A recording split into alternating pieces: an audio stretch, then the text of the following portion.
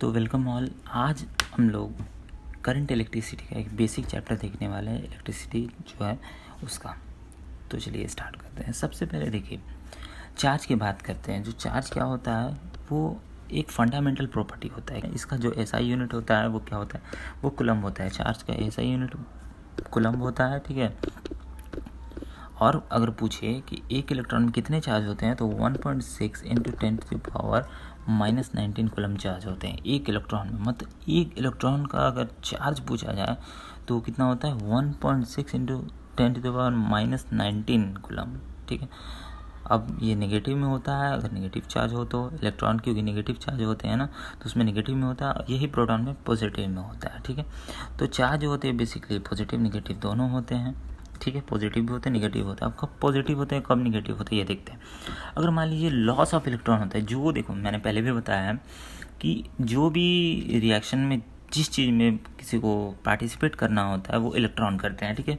Protons का यहाँ पे कोई लेना देना नहीं है इससे, ठीक है।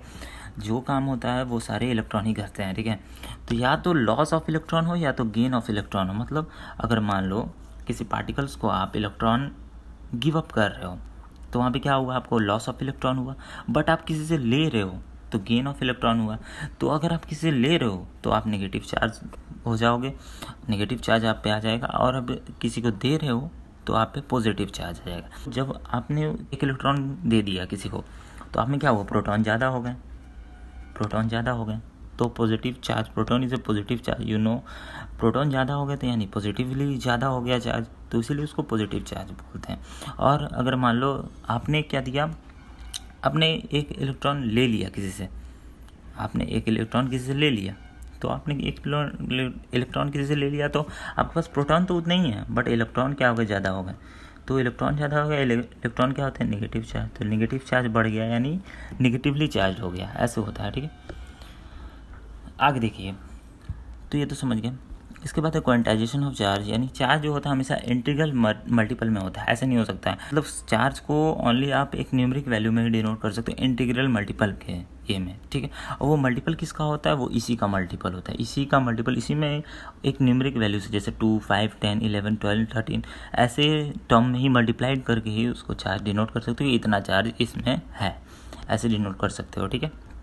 नेक्स्ट, अब चार्ज क्या होता है, चार्ज की प्रॉपर्टीज थोड़ी देख लेते हैं। चार्ज क्या है, एक स्केलर क्वांटिटी है, ठीक है। और ये क्या होता है, एडिटिव इन नेचर होता है। ये क्या होता है, एडिटिव होता है नेचर में और ऑलवेज कंजर्व होता है। ये मैंने बेसिकली बताया है प्रॉपर्टी आपको, ये ऑलवेज कंजर्व्ड होता है। चार्ज का ना प्रोडक्शन होता है ना ही इसका डिस्ट्रक्शन होता है, ठीक है। दोनों में से कुछ नहीं होता चार्ज का, इसलिए ये सब चार प्रॉपर्टीज आप याद रखो, ठीक है। नेक्स्ट आगे देखते हैं। आगे इलेक्ट्रिक करंट क्या होता है। चार्ज से हमारा इलेक्ट्रिक करंट प्रोड्यूस होता है, ये मैंने पहले भी बताया। देखो चार्ज क्या करता है, बेसिकली जो चार्ज का वर्क होता है वो क्या करता है, चार्ज हमारी जो charge just like a carrier of current क्या करता है, वोल्टेज का इसमें मेन रोल है। वोल्टेज क्या करता है, इलेक्ट्रॉन को पुश करता है, इलेक्ट्रॉन बीच में, सॉरी इलेक्ट्रॉन, हाँ इलेक्ट्रॉन जो है, जो चार्ज है वो उसको पुश करता है आगे की तरफ, पुश करता है। वो पुश करेगा, वोल्टेज जो है, जितना ज़्यादा वोल्टेज रहेगा उतना ज़्यादा इलेक्ट्रॉन तेज़ी से दौड़ेगा, तो इलेक्ट्रॉन को आगे से पीछे से धकेलता है। और आगे क्या होता है, रेसिस्टेंस होता है, आगे होता है रेसिस्टेंस। रेसिस्टेंस क्या करता है, जिसका ऐसा यूनिट ओम होता है, वो भी आगे पढ़ना है। तो रेसिस्टेंस क्या करता है, बेसिकली वो उसे अपोज करता है, उसका अपोज करता है। मतलब उसके जो मोशंस हैं, इलेक्ट्रॉन्स के मोशन का अपोज करता है कि नहीं तुम यहाँ जा रहे हो, मैं तुम्हें नहीं जाने दूँगा, ठीक है। बेसिकली ये अपोज करता है। तो जब चार्ज आगे की तरफ बढ़ता है तो जो रेजिस्टेंस है, प्रतिरोध है, वो उसका अपोज करता है, उसका विरोध करता है, जस्ट लाइक। तो यही टर्म में अगर कोई चीज़ बढ़ रहा हो और उसका अपोज भी हो साथ साथ, तो इसी टर्म में ही करंट इलेक्ट्रिसिटी का फ्लो स्टार्ट होता है, यानी करंट इलेक्ट्रिसिटी जो है ऐसे ही प्रोड्यूस होती है, ठीक है। तो डिफरेंट मेटल में जो है ना, करंट इलेक्ट्रिसिटी का प्रॉपर्टीज़ डिफरेंट है। जैसे आप मान लो टंगस्टन को ले लो, टंगस्टन को लोगे तो इसका जो प्रॉपर्टीज़ होता है, अगर इसमें से चार्ज फ्लो किया जाए तो ये क्या होता है, चमकने लगता है बहुत ज़्यादा। मतलब बहुत ही ज़्यादा इसमें अगर करंट दे दिया जाए तो ये क्या होगा, बहुत ही ज़्यादा चमकने लगेगा। तो इसलिए उसको क्या किया गया, बल्ब में फिट कर दिया गया कि बल्ब में इसको फिट कर दिया जाएगा तो क्या होगा, बल्ब में इसे फिट किया गया जिससे ये बल्ब जैसे जलता है वो वैसे जलने लगा। अब मान लो नाइक्रोम ले लिया जाए, अगर नाइक्रोम से पास किया जाए, नाइक्रोम का जो वायर है उसको ले लिया है, नाइक्रोम वायर ले लिया जाए, तो नाइक्रोम वायर में अगर इलेक्ट्रिसिटी फ्लो कराया गया तो देखा गया कि नाइक्रोम वायर बहुत ज़्यादा गर्म हो जा रहा था और हीट प्रोड्यूस करने लग रहा था। ये क्या हो रहा था, बहुत ज़्यादा हीट प्रोड्यूस कर रहा था नाइक्रोम का जो वायर है। तो हीट प्रोड्यूस करने के टर्म में उसे कहाँ लगा दिया गया, हीटर में लगा दिया गया, इलेक्ट्रिक आयरन में लगा दिया गया, जहाँ पे उसका यूज़ उस टर्म से होने लगा। ठीक, थर्ड है मान लो कॉपर में लगा दिया जाए, कॉपर में लगाया गया तो पता चला कि कॉपर रोटेट करने लगा, उसमें से कॉपर से इलेक्ट्रिक करंट फ्लो किया गया तो कॉपर रोटेट करने लगा था, तो उसे पंखे में लगा दिया गया। क्या किया, पंखे में लगा दिया गया ताकि वो गोल गोल गोल गोल घूमता रहे। ठीक है, तो ऐसे ये टर्म्स होते हैं, डिफरेंट जो कंडक्टर्स हैं, जो वायर्स हैं, जो मेटल्स है, उसमें डिफरेंट चार्ज का प्रॉपर्टीज है। ठीक है, ओनली मेटल्स कंडक्टर्स में, नॉन कंडक्टर्स में नहीं होता इसका कोई प्रॉपर्टी। ठीक है, तो फर्स्टली चार्ज क्या होता है, इलेक्ट्रिक करंट्स क्या होते हैं वो देख लिए। Flow of charge in metallic wire due to potential difference, वही मैंने बात बताया, वोल्टेज को ही पोटेंशियल डिफरेंस बोलते हैं। तो पोटेंशियल डिफरेंस के कारण जो फ्लो होता है चार्ज का उसी को हम लोग इलेक्ट्रिक करंट बोलते हैं। ठीक है, ये तो सही है। अब देखो इसका जो SI यूनिट होता है एम्पियर होता है। अब पूछ ले कोई 1 एम्पियर में कितना इलेक्ट्रॉन होता है, तो 1 एम्पियर में जो है ना, 1 एम्पियर में आपका होता है इलेक्ट्रॉन 6.25 इंटू 10⁻18 इलेक्ट्रॉन्स होते हैं। 1 एम्पियर में 6.25 इंटू 10⁻18 इलेक्ट्रॉन पर सेकेंड फ्लो करते हैं। कैसे वो बताता हूँ मैं। जैसे मान लो देखो, चार्ज जो है ना, 1 एम्पियर अगर मान लो चार्ज है तो उसका मतलब 1 सेकंड में उस वायर से इतने सारे इलेक्ट्रॉन्स पास कर रहे हैं, इतने सारे इलेक्ट्रॉन। समझ लो कितना है, 6.25 into 10⁻18 is a very big value, कोई छोटा मोटा वैल्यू नहीं है, बिग वैल्यू है। ठीक है, तो इतने इलेक्ट्रॉन 1 सेकंड में उससे क्या हो रहे हैं, पास हो रहे हैं। ठीक है, तो ये वैल्यू बहुत बार पूछी जाती है, तो याद रखा करो सभी लोग। चलो देखो नेक्स्ट, तो इसको एक्सप्रेस कैसे करते हैं चार्ज को, अगर इलेक्ट्रिक करंट को एक्सप्रेस करना हो तो उसे बोलेंगे the amount of charge flowing through a particular area in a unit time is called as electric current. ठीक है, नेक्स्ट देखते हैं। इसे एक और चीज़ बोल सकते हैं, the rate of flow of electric charge या इलेक्ट्रॉन्स। वो इलेक्ट्रिक चार्ज मतलब क्या हुआ, इलेक्ट्रॉन हुआ, तो इलेक्ट्रिक चार्ज बोले या इलेक्ट्रॉन बोले, सेम समझना है यहाँ पे, क्योंकि मैंने अभी बताया जो जो भी पार्टिसिपेट करता है वो इलेक्ट्रॉन ही करता है, प्रोटॉन का कोई रोल नहीं होता, तो वो सारा जो पार्टिसिपेट करता है वो इलेक्ट्रॉन ही करता है। ठीक है, इन कंडक्टर में इलेक्ट्रिक का जो चार्ज फ्लो होता है उसे हम लोग क्या बोलते हैं, इलेक्ट्रिक करंट बोलते हैं, करंट फ्लो कर रहा है ऐसे बोलते हैं। ठीक है, इसे इस तरीके से दिखाया जाता है, I = Q/T। I क्या होता है, करंट, इलेक्ट्रिसिटी होता है, Q होता है चार्ज और T होता है टाइम। ठीक है, नेक्स्ट देखते हैं। अगर मान लो इसी में इसको पूछ लिया है कि मेज़र किससे करते हैं, तो हम लोग बोलेंगे मेज़र किससे करते हैं, एमीमीटर से करते हैं। चार्ज को मेज़र करने के लिए एमीमीटर का यूज़ किया जाता है, और एमीमीटर को सीरीज में ही कनेक्ट करते हैं, पैरेलल में नहीं करते। एमीमीटर को पूछ लिया जाए किससे कनेक्ट करते हैं, तो सीरीज में कनेक्ट करते हैं, सीरीज से कनेक्ट करते हैं। ठीक है, नेक्स्ट। अब Q अगर मान लो पूछ लिया जाए यहाँ पे Q क्या है, तो मैंने बता दिया नेट चार्ज है। नेट चार्ज वही चार्ज जितने फ्लो कर रहे हैं उसका नेट चार्ज जो है एक मतलब पर्टिकुलर क्रॉस सेक्शन एरिया से कितना चार्ज फ्लो कर रहा है, मतलब एक पर्टिकुलर प्लेस बता दिया जाएगा। क्रॉस सेक्शनल कुछ नहीं होता है, मतलब एक पर्टिकुलर प्लेस से जितना चार्ज फ्लो करे ना उसी को उसका क्रॉस सेक्शनल एरिया का नेट चार्ज बोला जाएगा। ठीक है, नेट चार्ज उसी को बोलते हैं। अब ये सब जो जितना भी अभी आपने जितना भी चीज़ देखा ना, इलेक्ट्रिक करंट का जो फ्लो होता है वो सब कहाँ पे होगा, वो सब होगा सर्किट में। वो कहाँ होगा, इलेक्ट्रिक सर्किट में होगा। ये सारा जो फ्लोएंस है कंटिन्यूस एक क्लोज्ड पाथ होता है इलेक्ट्रिक करंट का, उसको बोलते हैं इलेक्ट्रिक सर्किट। अब देखो जैसे मान लो ये कोई मान लो कंडक्टर है, यहाँ से मैं आपने करंट भेजा और यहाँ से करंट वापस आया। वापस आने का मैंने क्यों बनाया, क्योंकि अगर करंट जा रहा है तो उसको वापस आना भी ज़रूरी है। अगर मान लो सिर्फ करंट आप भेजने का ही बना दिए हो, वापस नहीं आ रहा है, तो करंट फ्लो नहीं करेगा। ठीक है, ये मान लो आपने यहाँ से भेजा, इसको फेज बोलेंगे। 2 तरीके के वायर होते हैं, एक फेज होता है, एक न्यूट्रल होता है। तो वापस आया तो यहाँ से फेज भेजा आपने तो न्यूट्रल आना चाहिए वापस। ठीक है, न्यूट्रल वापस आना चाहिए, तभी इसमें चार्ज फ्लो करेगा। जैसे मान लो कोई भी चीज़ हो, ये रेफ्रिजरेटर हो चाहे कुछ भी हो, वहाँ पे फ्लो करेगा तभी चार्ज। अगर मान लो, ये तो बात हो गया, अगर मान लो इस पे यहाँ से चार्ज गया और यहाँ कुछ चार्ज का जो तार है, वायर है, वो थोड़ा कटा छटा रह गया, कट गया तो क्या होगा ना, चार्ज लीकेज होने लगेगा। लीकेज होने से क्या होगा, ये रेफ्रिजरेटर में भी करंट मारेगा, आउटर प्लेस पे भी करंट मारेगा, इसका जो हैंडल वगैरह है वो उसमें भी करंट मारेगा। तो उसके लिए क्या किया जाता है, इसको अर्थिंग वायर से कनेक्ट कर दिया जाता है। अर्थिंग वायर क्या होता है, ये नेक्स्ट वीडियो में बताऊँगा क्या होता है अर्थिंग वायर, क्या चीज़ होता है। तो अर्थिंग वायर बेसिकली अभी इतना समझो, अर्थिंग वायर से कनेक्ट कर दिया जाता है। उसको न्यूट्रल चार्ज जो है उसको एक फेज़ मिल जाए, एक रास्ता मिल जाए जाने का, जो बचा हुआ लीकेज चार्ज है उसको एक रास्ता मिल जाए जाने के लिए। उस वहाँ पे क्योंकि वहाँ पे रुके रहेगा तो वहाँ तो जो भी छुएगा उसे करंट ही मारेगा। ठीक है, तो ऐसा होता है। आगे देखते हैं।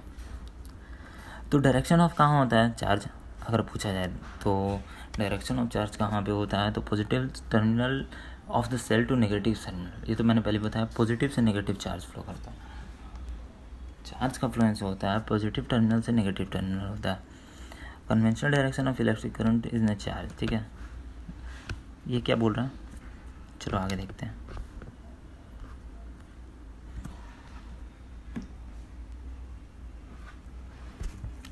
अब देखो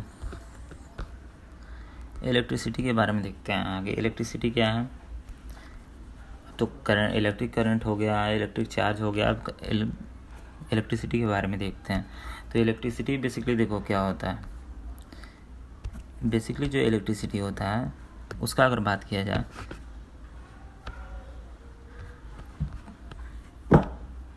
तो इलेक्ट्रिसिटी में बेसिकली 3-4 फैक्टर आते हैं। अगर पूछ लिएगा इलेक्ट्रिसिटी का किस किस फैक्टर पर डिपेंड करता है, तो वो सबसे पहले डिपेंड करता है टेम्परेचर पे। अगर टेम्परेचर बढ़ा हो गया तो इलेक्ट्रिसिटी क्या होगा, रेजिस्टेंस का, टेम्परेचर नहीं, रेजिस्टर किन किन फैक्टर पे डिपेंड करता है। तो अगर मान लो आप टेम्परेचर बढ़ा हो गया, टेम्परेचर आपने इंक्रीज़ करा, टेम्परेचर जो है इंक्रीज़ करा, तो उसके साथ साथ जो रेसिस्टिविटी है वो भी क्या होगी, इंक्रीज़ होगी। मतलब रेसिस्टेंस का, रेसिस्टिविटी जो है रोकने का, अपोज करने का जो पावर है अपोज करने का, वो क्या होगा, इंक्रीज़ हो जाएगा। ठीक है, अगर मान लो दूसरी की बात की जाए तो नेचर ऑफ मटेरियल, मटेरियल का जो नेचर होता है, जैसे मटेरियल वो कौन सा, अगर नाइक्रोम का लिए हो तो उसमें क्या होगा, नाइक्रोम का जो प्रॉपर्टीज़ है वो नेचर कैसा है उसका, उस पर भी डिपेंड करता है क्या, रेसिस्टेंट का फैक्टर उस पर भी डिपेंड करता है। ठीक है, एरिया ऑफ क्रॉस सेक्शन की बात की जाए तो R=L/A होता है। मतलब जो लेंथ होता है ना उसका, किसका, रेसिस्टेंस, जितना बड़ा आपने कंडक्टर लिया है उसका रेसिस्टेंस किस पर डिपेंड करेगा, उसके लेंथ के इक्वल होता है, मतलब प्रोपोर्शनल होता है। और एरिया के क्या होता है, इनडायरेक्टली प्रोपोर्शनल होता है। इसका मतलब क्या हुआ, लेंथ जो है, लेंथ बढ़ाओगे ना तो रेसिस्टेंस बढ़ेगा, बट एरिया बढ़ाओगे तो रेसिस्टेंस घटेगा। ठीक है, एरिया अगर बढ़ेगा तो रेसिस्टेंस क्या होगा, घटेगा, और लेंथ अगर बढ़ाओगे तो जो रेसिस्टेंस है वो बढ़ेगा। ऐसा होता है उसमें रिलेशन। ये कैसे होता है वो मैं बताऊँगा आगे। देखिए अब रेसिस्टेंस के बारे में देखते हैं। तो रेसिस्टेंस जो होता है बेसिकली जो होता है, पहले रेसिस्टेंस इसलिए बता रहा हूँ इलेक्ट्रिसिटी में क्योंकि resistance is the most important. ठीक है, रेसिस्टेंस को हल्के में नहीं लेना है, क्योंकि रेसिस्टेंस नहीं हो तो वो भी ज़रूरी है, नहीं तो इलेक्ट्रिक जो करंट का फ्लो है वो सही ढंग से नहीं हो पाएगा। ठीक है, चलो देखो, तो R= क्या है, VI। रेसिस्टेंस का अगर तुम्हें किसी भी सीरीज़ कम्बिनेशंस, मतलब रेसिस्टेंस जो है उसको कैलकुलेट करना हो तो 2 टाइप से कैलकुलेट होता है। सीरीज़ कम्बिनेशन के लिए ऐसे कैलकुलेट करते हैं और पैरेलल कम्बिनेशन के लिए ऐसे कैलकुलेट करते हैं। ठीक है, तो ये तो सबने पढ़ा होगा, एक कोई दिक्कत नहीं है। नेक्स्ट देखते हैं, पावर इज क्या है। पावर क्या है,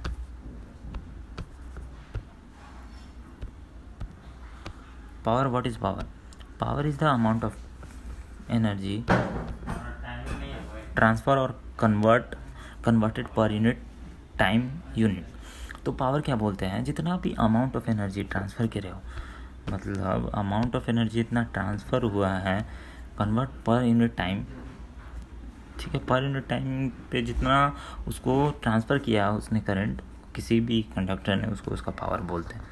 ठीक है, उसी को उसका पावर बोलते हैं। ठीक है, आगे देखते हैं। फैक्टर तो हो गया। इलेक्ट्रिक पोटेंशियल देख लो। इलेक्ट्रिक पोटेंशियल किसे बोलते हैं? इलेक्ट्रिक पोटेंशियल आप उसी को पोटेंशियल डिफरेंस बोलो, वोल्टेज बोलो, तो उसी क्या बोलते हैं? Work done to move a unit charge from point one point two another point. मतलब जितना वर्क किया गया हो किसी चार्ज को, यूनिट चार्ज को एक को लेके चला जा रहा है, एक पॉइंट से दूसरे पॉइंट में ले जाना है। मान लो ये एक पॉइंट है, यहाँ से यहाँ ले जाने में चार्ज को जितना वर्क किया गया उसी को उसका पोटेंशियल डिफरेंस या इलेक्ट्रिक पोटेंशियल बोलते हैं। ठीक है, जिसको ईबी भी बोलते हैं। नेक्स्ट देखो, इलेक्ट्रिक सर्किट यही है। देख लो, इलेक्ट्रिक सर्किट का जो क्लोज पाथ होता है वो ऐसे ही होता है। इसमें क्या क्या होते हैं? रेजिस्टर होते हैं, स्विच भी होता है, बैटरी होता है। ठीक है, और ये ओपन सर्किट है। यहाँ से ये स्विच अगर क्लोज रहता, स्विच बंद रहता तो इसको क्लोज सर्किट बोलते हैं। क्या बोलते हैं? Close circuit. ठीक है, तो अब ये ओपन सर्किट है। अगर क्लोज सर्किट रहता है, और क्लोज ही सर्किट में इलेक्ट्रिक फ्लो करता है। ठीक है, ओपन सर्किट में नहीं करता। इलेक्ट्रिक करंट के बारे में अभी मैंने पीछे बताया, I=Q/T और एम्पियर इसका ये था। ठीक है, और इलेक्ट्रिक पावर की बात की जाए, इलेक्ट्रिक पावर जो मैंने अभी बताया उसका अगर आपसे पूछ लिया है कि ऐसा यूनिट क्या है, तो उसका ऐसा यूनिट वाट होता है। ठीक है, इसका PDF आपको मिल जाएगा, टेलीग्राम ग्रुप पे अपलोड हो जाएगा। ठीक है, ओम्स लॉ की बात की जाए, देखो ओम्स लॉ क्या बोलता है? बेसिकली जो करंट होता है ना, उसके पोटेंशियल डिफरेंस के क्या होता है? डायरेक्टली प्रोपोर्शनल होता है। मतलब करंट बढ़ाओगे, मतलब जैसे जैसे पोटेंशियल डिफरेंस बढ़ाओगे उतना उतना करंट फ्लो करेगा। इसी को बोलते हैं ओम्स लॉ। ठीक है, फिजिकल कंडीशन में ऑफ कंडक्टर रिमेन्स सेम, उसका पोटेंशियल डिफरेंस आप बढ़ाओगे तो उसका करंट बढ़ेगा। ठीक है, इसको ऐसे भी लिखा जाता है I प्रोपोर्शनल टू V। वही I अगर ये प्रोपोर्शनलिटी का साइन हटता है, बेसिकली ऐसे होता है V प्रोपोर्शनल टू I, और प्रोपोर्शनलिटी का साइन जो हटता है तो यहाँ पे R आता है, जिसको रेजिस्टेंस बोलते हैं। V=IR आपने पढ़ा है सब, इसी से वो वाला फार्मूला भी निकला है अभी ऊपर जो आपने पढ़ा है यहाँ पे, अभी यहाँ पे पढ़ा ना ये फार्मूला कहाँ से आया? ओम्स लॉ से। ठीक है, तो आज की जो क्लास है वो यहीं पे एंड करते हैं। ठीक है, और इस तरीके से आपका इलेक्ट्रिक सर्किट का ये ख़त्म हो गया। और ये डायग्राम स्विच ओपन तो आप जान ही रहे होगे, ये सब इसमें मैंने नहीं बताया, जान ही रहो। इसको स्विच ओपन बोलते हैं, क्लोज बोलते हैं। सेल का ये है साइन, बैटरी का ये है साइन, डायोड है। ठीक है, ये ज़्यादा इंपॉर्टेंट नहीं है। ठीक है, इस तरीके के साइन आपको बस डिनोट करने के लिए होते हैं।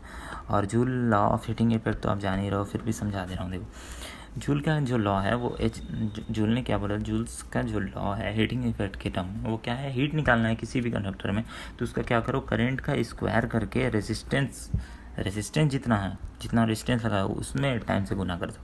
करंट का स्क्वायर और रेजिस्टेंस टाइम तीनों में गुना कर दोगे तो उसका क्या आ जाएगा? आपका हीट निकल जाएगा किसी भी कंडक्टर में। ठीक है, तो ये हुआ निकालने का। और 1 कैलोरी इजिकल टू 4.18 जूल होता है। ठीक है, 1 कैलोरी इजिकल टू 4.18 जूल। और यही IR इजिकल टू V भी लिख सकते हैं ना, I²RT था ना, तो अगर मान लो मैंने चेंज कर दिया, V इजिकल टू IR होता है ना, तो यहाँ पे V भी लिख सकते हैं। V लिखेंगे तो V और साथ में एक I बच जाएगा, यहाँ पे T आ जाएगा।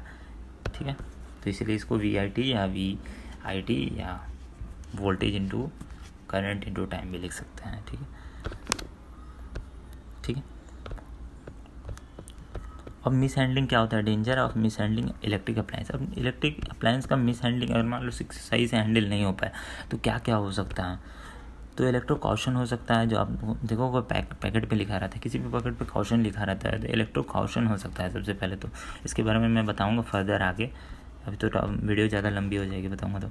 अब एक दूसरा होता है इलेक्ट्रिक शॉक तो सबको मारा होगा, अगर सबको नहीं, मतलब जिसने टच करा है, जिसने इलेक्ट्रिक से खिलवाड़ करा है या अनसेफ्टी से उसको डील किया, हैंडल करा है, तो उसको इलेक्ट्रिक शॉक का झटका ज़रूर मिला होगा। बॉम्ब हो सकता है, बॉम्ब आप देखते हो कहीं ब्लास्ट होता है उसी को बॉम्ब बोलते हैं। और फायर भी हो सकता है, आग भी लग सकता है। ये मिस हैंडलिंग है, इलेक्ट्रिक सर्किट को सही से हैंडल नहीं करोगे तो ये सारा चीज़ हो सकता है। अब आ जाओ रेसिस्टिविटी किसे बोलते हैं? रेसिस्टिविटी अगर मान लो किसी चीज़ को रेसिस्ट करने का क्षमता कितना, मान लो रेसिस्टिविटी किसी भी मेटल का, उसका क्षमता है कि कितना तक वो उस इलेक्ट्रिक करंट को फ्लो होने से रोक सकता है, कितना। तो उसी चीज़ को हम लोग रेसिस्टिविटी बोलते हैं। ρ = R A/I होता है। ठीक है, और इसका जो SI यूनिट होता है ओम मीटर होता है, ठीक है, याद रख लो। रो इज इक्वल टू फिर से एक बार RA/L, ठीक है, और इसका जो SI यूनिट होता है ओम मीटर होता है, ठीक है। और नेचर ऑफ मटेरियल अभी मैंने बताया नेचर पे डिपेंड करेगा ओनली, ये कैसा मटेरियल है उसका रेसिस्टिविटी उसके नेचर पे डिपेंड करेगा। तो आज की वीडियो यहीं तक। Thank you so much.